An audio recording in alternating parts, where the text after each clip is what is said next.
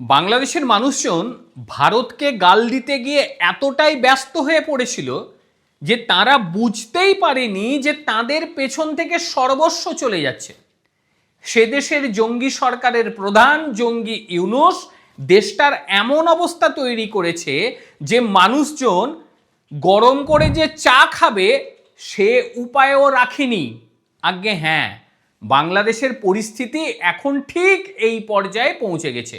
কোথাও গ্যাস পাওয়া যাচ্ছে না, আর গ্যাস না পাওয়া যাওয়ার কারণে কিভাবে তারা রান্না করবে, কিভাবে জল ফোটাবে সেটাই তারা বুঝে উঠতে পারছিল না। এতই ভারত বিদ্বেষে তারা ডুবেছিল যে তারা বুঝতে পারেনি যে তাদের সর্বস্ব লুট করছে এই জঙ্গি সরকারটা। এই অপদার্থ জঙ্গি সরকারটা বাংলাদেশের মানুষ যে রান্না করবে, রান্নার জন্য যে গ্যাসের প্রয়োজন, সেই গ্যাসটারই সরবরাহ দিতে পারছে না।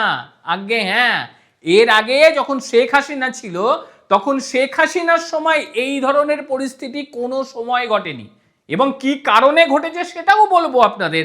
সেটা শুনে রীতিমতো আপনারা অবাক হয়ে যাবেন। বাজারে 12 কেজি এলপিজি সিলিন্ডার অনেক জায়গায় ফুরিয়ে গিয়েছে, পাওয়া যাচ্ছে না। আবার অনেক জায়গায় পাওয়া গেলেও তার দাম চাইছে কেউ 3000, কেউ 4000, কেউ 5000। বুঝে দেখুন কি অবস্থা। মানে জোর যার মুলুক তার, আমার কাছে মাল আছে, তোমরা যদি ফুটিয়ে চাল ভাত খেতে চাও ভাই মোটা টাকা দিয়ে এখান থেকে সিলিন্ডার নিয়ে যাও। গোটা বাংলাদেশ জুড়ে এই পরিস্থিতি চলছে। এবং এই অবস্থার মধ্যে সরকারকে যখন বলা হচ্ছে যে তোমরা কোনো ব্যবস্থা কেন নিচ্ছ না, তখন সরকারের তরফ থেকে বলা হচ্ছে সেটা তো বেসরকারি মাধ্যম নিয়ন্ত্রণ করে, সেটা সরকার নিয়ন্ত্রণ করে না। ভেবে দেখুন, সেই দেশের সরকার এতটা অপদার্থ যে বেসরকারি মাধ্যম নিয়ন্ত্রণ করে বলে তারা নিজেদের হাত পা তুলে দিয়েছে। আর সেখানকার সাধারণ মানুষ তারা পড়ে গিয়েছে বেজায় বিপাকে। কি করবেন? গ্রাম অঞ্চলগুলো তো ওই জংলা টংলা নিয়ে এসে কোনোভাবে ভাত ফোটাচ্ছে, তারা পারছে, কিন্তু সে দেশের শহর অঞ্চলের মানুষেরা তারা কি করবে? ওই লোকের বাগানে গিয়ে তো জংলা ভাঙতে পারবে না, যে ভাঙতে যাবে সেই আর কি বলবো লুঙ্গির তলায় দেবে। কিন্তু এরা কি করবে এখন তো বুঝে উঠতে পারছে না। গরম কিভাবে করবে এটাই বুঝে উঠতে পারছে না, এবং বাধ্যতামূলক দোকানে ছুটে যাচ্ছে, সেখানে গিয়ে ইন্ডাকশন নিচ্ছে এবং ইন্ডাকশন নিয়ে রান্না বান্না তারা শুরু করেছে। কিন্তু এখানেও বাঁশ, ইন্ডাকশন চালাতে গেলে তার যা ইলেকট্রিকের বিল পড়বে সেটা দিতে পারবে তো? কারণ সে দেশের সরকারই তো ভারতের বিদ্যুতের বিল মেটাতে পারছে না, যার জন্য মাঝে মধ্যেই আমাদের এখান থেকে বিদ্যুৎ কেটে যায় যে ভাই তোমরা বিদ্যুতের বিল দিতে পারো নি, বিদ্যুৎটা কেটে দিচ্ছি। তাহলে সে দেশের সাধারণ মানুষ কি করবে? এমনভাবে এবারে বিদ্যুৎ পোড়ানো শুরু হয়েছে, সে দেশে বিদ্যুৎ সংকট তৈরি হয়ে গিয়েছে। একেই শীতকাল, শীতকালের মধ্যে তো বিদ্যুতের সাশ্রয় হয়, কিন্তু কি করবে বলুন? খেতে তো হবে, এবং খাওয়ার জন্যই তারা ইন্ডাকশন নিয়ে এসে তাতে রান্না বান্না শুরু করে দিয়েছে। এবং অবাক করা বিষয় যে দোকানগুলোতে এখন সিলিন্ডার পাওয়া যাচ্ছে সেই দোকানগুলো থেকে কাউকে চার্জ করা হচ্ছে 3000, কাউকে চার্জ করা হচ্ছে 4000, আবার 5000। এই রকম একটা পরিস্থিতি সেখানে তৈরি হয়ে গিয়েছে।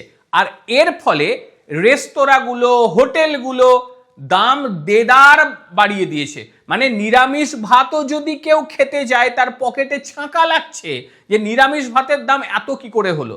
যখনই হোটেলওয়ালাকে বলা হচ্ছে যে ভাই তোমার কাছে আমি নিরামিষ ভাত খেতে চাইলাম অথচ তুমি এত দাম নিচ্ছ, তখন সে বলছে দাদা ভাতটা তৈরি করতে তো আগুন লাগে, কিন্তু যে আগুন আপনারা লাগিয়ে দিয়েছেন এই জঙ্গি সরকারকে এনে, সেই আগুনে তো ভাত রান্না হয় না, তার জন্য পকেটের টাকা খরচ করতে হচ্ছে। এমন একটা পরিস্থিতি যে কোম্পানিগুলোর কাছেও এখন টাকা নেই যে বাইরে থেকে তারা এলপিজি সিলিন্ডার নিয়ে আসবে। আর বাংলাদেশের এলপিজি পুরোপুরি নির্ভর করে আমদানির ওপর। এই এলপিজি আমদানি করার জন্য লেটার অফ ক্রেডিট, যাকে এলসি বলে, অর্থাৎ ব্যাংক ঋণ, বুঝে নিন, সেই ব্যাংক ঋণও এখনো পর্যন্ত ঠিকঠাক তারা দিতে পারছে না।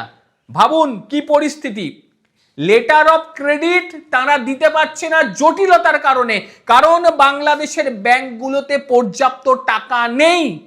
লেটার অফ ক্রেডিট দিয়ে যে মাল তুলবে, অন্য বিদেশি কোম্পানিগুলো রিফিউজ করছে যে এই সব ভাই দিও না, তোমাদের ব্যাংকে টাকা নেই, তোমাদের চেক বাউন্স করবে, সুতরাং তোমাদের মাল আমরা পাঠাতে পারবো না। এই রকম একটা পরিস্থিতি সেখানে তৈরি হয়ে গিয়েছে।